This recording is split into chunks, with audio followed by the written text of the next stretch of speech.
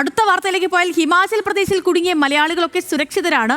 ആരോഗ്യ പ്രശ്നം ഉണ്ടായവർക്ക് വൈദ്യസഹായം എത്തിച്ചു. നിലവിൽ സുരക്ഷിത സ്ഥാനത്താണുള്ളതെന്ന് മലയാളികൾ ന്യൂസ് മലയാളത്തോട് പറഞ്ഞു. പ്രതികരണത്തിലേക്ക് വന്നിരുന്നു. അവർ പറഞ്ഞത് നാളെ ഈവനിങ്ങോട് കൂടി റോഡ് ക്ലിയർ ചെയ്യും. ആൾറെഡി ഇവിടെ വർക്ക് നടന്നുകൊണ്ടിരിക്കുന്നുണ്ട്. 2-3-4 സ്ഥലങ്ങളിൽ ഇതുപോലെ ചെറിയ സ്ലൈഡിങ് നടന്നുകൊണ്ടിരിക്കുന്നതുകൊണ്ട് ഉള്ള ചെറിയ പ്രശ്നങ്ങളാണ്. സ്റ്റിൽ റെയിനിങ് ആണ്. അപ്പോൾ മഴ പെട്ടെന്ന് നിൽക്കുവാണെങ്കിൽ നാളെ വൈകുന്നേരത്തോടെ ഉറപ്പായ ഒരു അഷുറൻസ് തന്നിട്ടുണ്ട്. അതിവിടെ സ്ഥിരം ഇങ്ങനെ നടക്കുന്നതാണെന്നുള്ളതാണ് അവർ പറയുന്നത്. അതുകൊണ്ട് നമ്മൾ ഫസ്റ്റ് ടൈം ആയതുകൊണ്ട് നമുക്കൊരു പാനിക് ആയിരുന്നുള്ളൂ. പിന്നെ 2-3 മെഡിക്കൽ എമർജൻസി 2 പേർക്ക് ഉണ്ടായിരുന്നു. പക്ഷേ അവരിപ്പോൾ സേഫാണ്, കുഴപ്പമൊന്നുമില്ല. അവർക്ക് നേരത്തെ ചെറിയ പ്രശ്നങ്ങളുണ്ടായിരുന്നു. അതാണ് ലേറ്റസ്റ്റ് അപ്ഡേറ്റ്.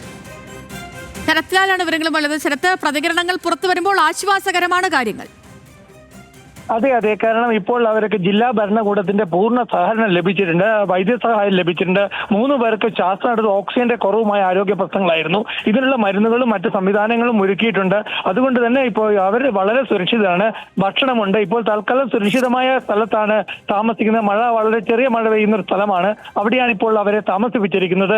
ഏതായാലും നാളെയോടുകൂടി തന്നെ ഡൽഹിയിലേക്ക് എത്താൻ കഴിയും എന്നാണ് അവരുടെ പ്രതീക്ഷ. പ്രധാന പ്രശ്നം ഈ സിംലയിലേക്കുള്ള പാതയിലുള്ള മണ്ണിടിച്ചിലാണ്. അത് നീക്കിയാൽ മാത്രമേ അവർക്ക് സിംലയിലെത്തി സിംലയിൽ നിന്ന് ചണ്ഡീഗഡിൽ എത്താൻ കഴിയുള്ളൂ, ഡൽഹിയിലേക്ക് എത്താൻ കഴിയുള്ളൂ. അതുകൊണ്ട് തന്നെ ഈ പാതയിലുള്ള മണ്ണിടിച്ചിൽ മൂലമുണ്ടായ തടസ്സം നീക്കാനുള്ള ശ്രമങ്ങളാണ് അധികൃതർ. അതിനുശേഷം അവരെ സുരക്ഷിതമായി എത്തിക്കുമെന്നാണ് ജില്ലാ ഭരണകൂടം അറിയിച്ചിരിക്കുന്നത്. ഏതായാലും നല്ല ഒരു ശുഭവാർത്തയാണ് വരുന്നത്. ഇപ്പോൾ ആരോഗ്യ പ്രശ്നങ്ങളില്ല, അതുപോലെ തന്നെ ഭക്ഷണവും ലഭിക്കുന്നുണ്ട്.